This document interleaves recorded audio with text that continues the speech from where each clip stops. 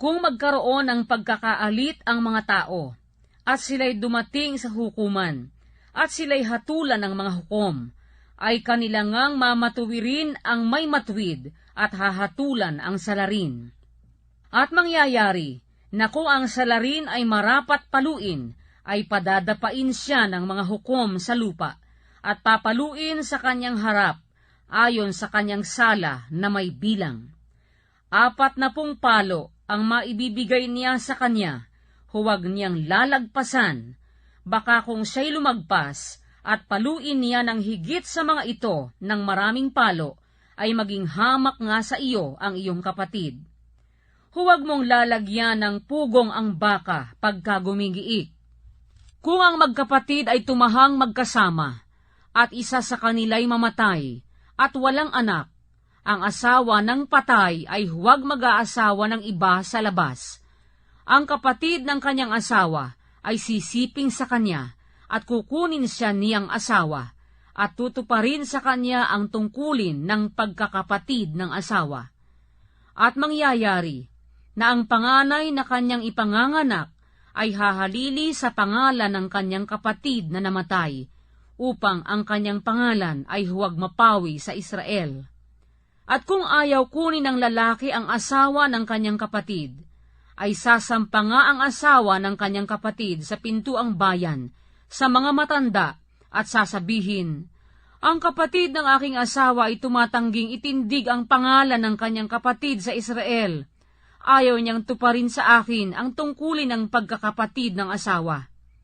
Kung magkagayoy, tatawagin siya ng mga matanda sa kanyang bayan, at pangungusapan siya, at kung siya'y tumayo at sabihin niya, ayaw kong kunin siya, ang asawa nga ng kapatid ay paroroon sa kanya sa harap ng mga matanda, at huhubarin ang panyapak niya sa kanyang mga paa, at luluran siya sa mukha, at siya'y sasagot at sasabihin, ganyan ang gagawin sa lalaki na ayaw magtayo ng sangbahayan ng kanyang kapatid. At ang kanyang pangalay tatawagin sa Israel, ang bahay ng hinubara ng panyapak.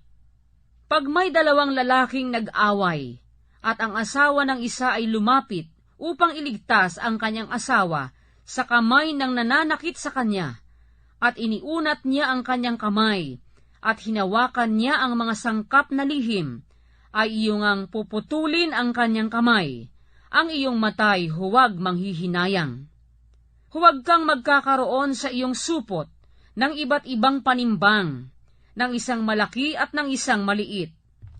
Huwag kang magkakaroon sa iyong bahay ng iba't ibang takalan, ng isang malaki at ng isang maliit.